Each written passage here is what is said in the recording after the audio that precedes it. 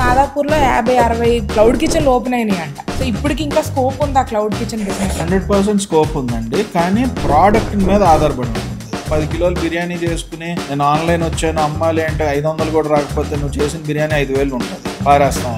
ఈ brand loyalty అన్నది usually what is your customer retention rate or repeat customer ఎంత ఉన్నారు? నాకున్న టీం ఎంత ఇదేంటంటే వాళ్ళు ఫోన్ చేయగానే వాళ్ళ ఇంటి నెంబరు, వాళ్ళ ఇంట్లో ఎవరికి అప్పచెప్పాలో కూడా వీళ్ళు చెప్పగలరు. సో అట్లా బ్రాండ్ లాయల్టీ ఉంది. పోస్ట్ కోవిడ్ ఏమైందంటే ఉన్నట్టుండి అదొక rat race of restaurant start అయింది.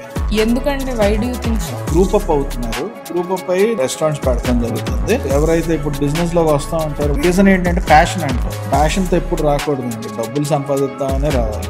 ఇప్పుడు హైదరాబాద్ ఓపెన్ చేసుకుంటూ వెళ్ళిపోతున్నారు, but what is the success rate in general? నాకు తెలిసి 1 to 2%.